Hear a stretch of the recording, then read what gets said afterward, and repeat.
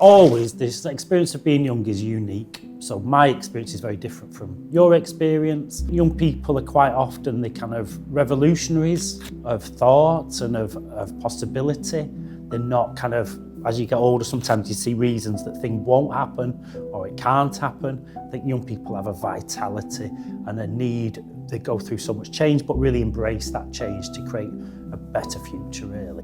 We see every young person that walks through the door as an artist, regardless of what they think their skill is or their experience. We're all creative beings, and we just nurture that really and go with what people enjoy and don't kind of tell people what to do. I think creativity is one of those examples which, for it to be of worth, has to be an exploration. It has to be an exploration of that artist, and that's something that we can all do. We can all use materials or use things that we have around us to create new things, whether that's planning a day, in Manchester, or, planning a birthday party, or cooking, or fashion, or music, or painting, or whatever. We've all got access to that creativity, which is innate within human beings in the first place. So I see it as a very valuable space that young people can explore within in a safe way. And I just want to really support their exploration of it to get what they want from it.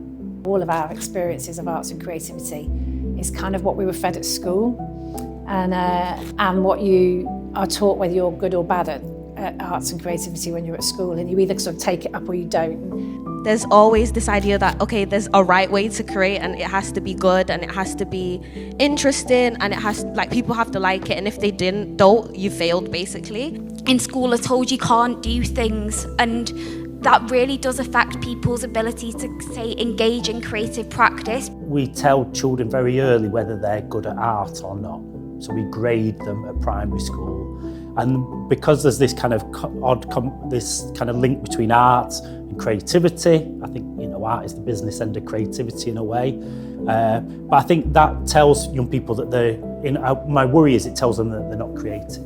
And we are all creative, and children are creative, more creative than most. That's the way they learn. If you watch children play, and we continue that kind of creative process as we grow older, but we're told to kind of move more into our heads and be more practical and less playful in a way. To be a good artist, you have to be validated, and I hate that concept. When I came to the Horsefall, it was just about curiosity, like it's been said, and it was about exploring ideas.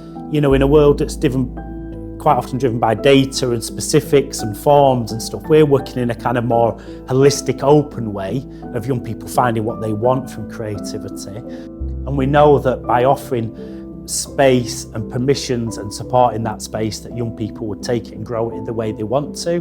So some of our young people may come to the drop-in for a couple of years and then do a big project. There's so many intersectionalities within creativity, which I think is a blessing and kind of shows how much freedom is within it.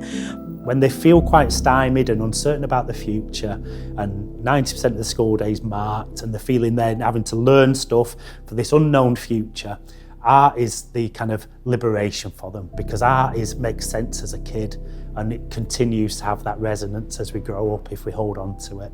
It's not just having creativity, it's also having the belief from people that you can be creative, and that really helps with your mental health and being able to process everything. If I didn't have those positive buffers and those people who were telling me, believe in yourself, you can do this, you are worthy, then, who knows where I would be today.